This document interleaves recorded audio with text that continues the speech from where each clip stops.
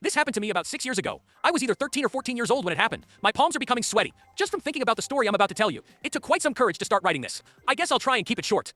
Back in school, I had a good friend named Ryan, and, well, he was my only friend. After school, we always went to his house to hang out. His house sat almost in the middle of a big grazing field, which mostly worked in our advantage, as it gave us a lot of room for playing outside. Since the house was in the middle of the field, you would have to follow a long driveway to get there. But that's enough description, so let's cut down to the flesh of the story. It was 20:00 in the evening, and a huge fight broke out between my parents and me. I was frustrated and couldn't stand it any longer, so I called Ryan's house, as I needed to break away from this mess. He picked up the phone and was surprised. Hearing from me at such a late hour, we were kids back then.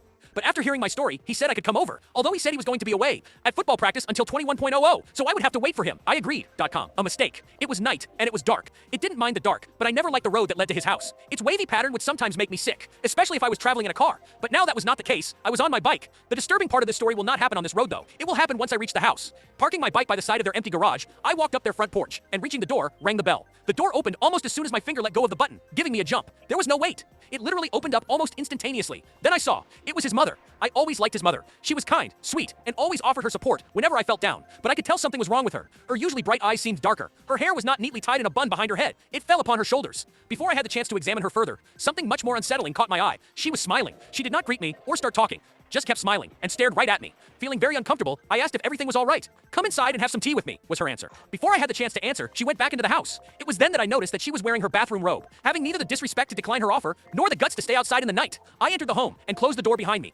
Heading towards the kitchen, I could hear her humming a strange tune. The moment I entered, she stopped humming, and an overwhelming silence took over. Without waiting for a conversation to start, I took a seat at the kitchen table. She was standing in front of me, with her back turned in my direction. I tried not to look at her, and started awkwardly looking around the room. Until the tea was ready, I was thinking, Ryan's mom would always seem warm and loving, and eager to talk about anything, concerning my school, family life, and anything else. Now she was just silent, saying nothing? I spent the next 5 minutes in this deep thought, and then it occurred to me, she hadn't moved at all during the whole time I was in the kitchen, with her back towards me. I could see that her hands were hanging down her shoulders. Her head was tilted to the left. Thinking something was wrong, I stood from the chair and approached her from behind. Making an awful lot of noise while doing so, she did not move a single bit.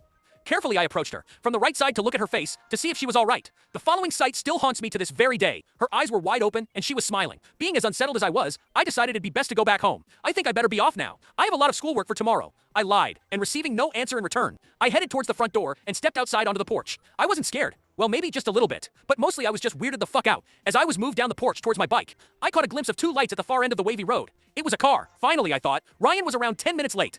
However, as the car was nearing the house, I began wondering who was driving Ryan back from football practice. His dad was at a business trip and wouldn't be back for another 2 weeks. Ryan himself was too young to drive a car, so who else? I was getting more and more anxious as the car was nearing the house. Who was driving Ryan back? The car pulled into the garage and stopped. Ryan was the first one to get out, giving me a "what's up, man?" But the person who came out of the car next was his mother. She noticed me and asked how everything was.